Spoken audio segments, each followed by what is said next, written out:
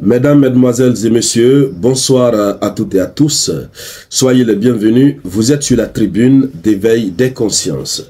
À la une de l'actualité internationale, notre épilogue nous transporte directement sur cette mauvaise nouvelle qui est tombée en cette matinée du 12 septembre 2024 en Russie. En Russie, les nouvelles ne sont pas du tout bonnes. On se demande d'ailleurs qui est derrière ça.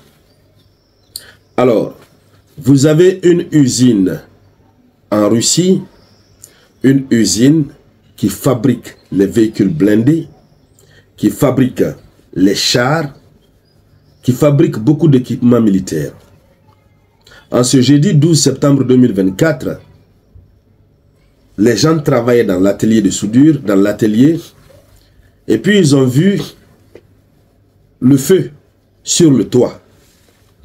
Comme vous pouvez le constater sur l'image, l'usine a pris feu. Pour le moment, on ne sait pas qui est à la base de ça. Ce n'est revendiqué pour le moment par personne. Cet incendie qui s'est déclenché a fait quand même beaucoup de dégâts. Les pompiers sont arrivés, les pompiers ont pu évidemment commencer à travailler. Nous apprenons que le feu a été maîtrisé. Il n'y a pas eu de victimes, il n'y a pas eu de perte en vie humaine. Mais le problème, le sérieux problème, c'est pourquoi cette usine. Oui. Alors, mesdames, mesdemoiselles et messieurs, dans le cadre de cette vidéoconférence, c'est de cela que nous allons parler. Voilà, désolé pour ce petit temps de retard aujourd'hui. J'étais au mariage d'un ami de galère. Voilà.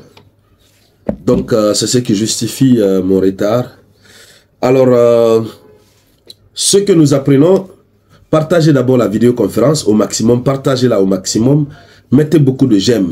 Surtout, n'oubliez pas de mettre notre slogan politique en commentaire. Alors, nous apprenons donc que ça s'est passé dans la ville russe d'Omsk, O-M-S-K. Cet incendie s'est déclaré à l'usine Omsk Transmash. Omsk Transmash, c'est le nom de l'usine. Et cette usine, plus précisément, s'occupe de la production et de la réparation d'équipements militaires dans la ville d'Omsk, en Russie. Alors, ces informations ont été rapportées par les médias locaux. Et nous apprenons que le feu s'est mis sur le toit d'un des ateliers et a couvert une superficie de 700 mètres carrés. Le feu s'est déclaré sur le toit d'un des ateliers et ce feu a couvert une superficie de 700 mètres carrés. Les pompiers ont été appelés sur les lieux. On apprend qu'il n'y a pas eu de victimes. Alors, ce qu'il faut encore rappeler, c'est que l'usine produit des chars. L'usine produit des systèmes lance-flammes lourdes et d'autres équipements militaires. Mais le problème, c'est que c'est une usine déjà qui se trouve être sous une sanction européenne. Oui. L'Union européenne, les États-Unis d'Amérique, le Japon et le Canada, l'Ukraine et la Suisse. Voici ces différents pays qui ont sanctionné cette usine.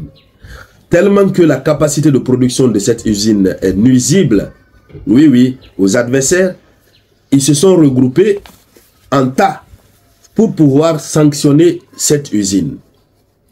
Donc, l'usine est sous sanction. On ne sait pas pourquoi l'usine est sanctionnée.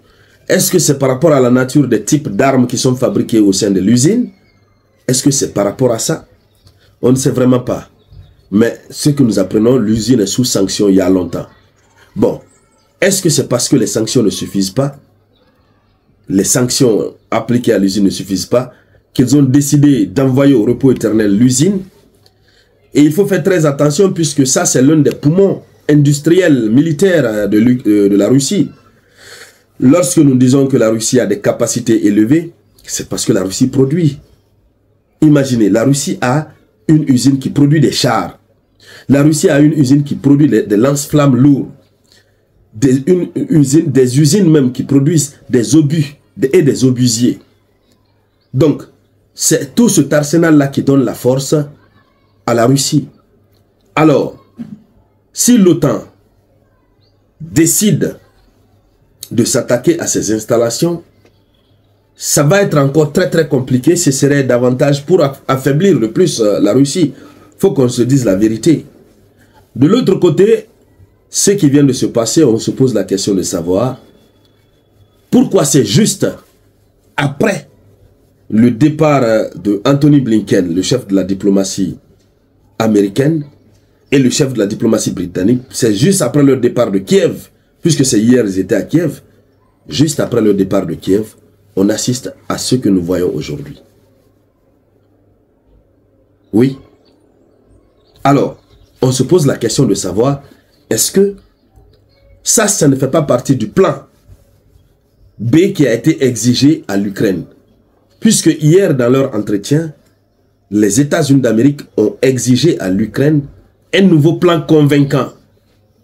Et l'Ukraine a reçu officieusement l'ordre de toucher la Russie en profondeur. Pour le moment, les autorités russes ne nous disent pas que c'est l'Ukraine qui est à la base. Non. Et personne ne revendique d'ailleurs pour le moment. Peut-être c'est simplement un incident. Ça peut arriver. Peut-être c'est ça. Mais ce qui reste clair, le monde reste sur sa faim. On ne sait vraiment pas ce qui s'est passé. Mais c'est quand même un coup dur pour la Russie. Puisque ce n'est pas une petite usine. Voilà. C'est pourquoi il y a certains commentateurs qui estiment que peut-être c'est une main noire, une main cachée de l'Occident et de l'OTAN qui se trouve derrière cette affaire. Parce que récemment, nous avons vu, même hier en Allemagne, il y a encore une usine qui a pris feu. Et pas moins d'une semaine, en Allemagne, il y a encore une autre usine qui avait pris feu. Dans d'autres pays de l'OTAN, il y a toujours ces cas pareils. Cette fois-ci, c'est sur le territoire russe. On va voir la déclaration des autorités russes, ce que ces autorités vont dire. Mais ce qui reste clair, si ça, c'est l'œuvre de l'OTAN, de l'Ukraine-OTAN, si c'est l'œuvre des adversaires, ça veut dire que c'est un signal très fort qui prouve à suffisance que nous sommes véritablement dans une tension qui ne dit pas son nom et qui ne fait que faire accroître l'escalade. C'est de cela qu'il s'agit. Alors donc, mesdames, mesdemoiselles et messieurs, et merci pour vos contributions respectives à la présente vidéoconférence. N'oubliez pas, pour tous ceux qui n'ont pas encore partagé, partagez-la au maximum.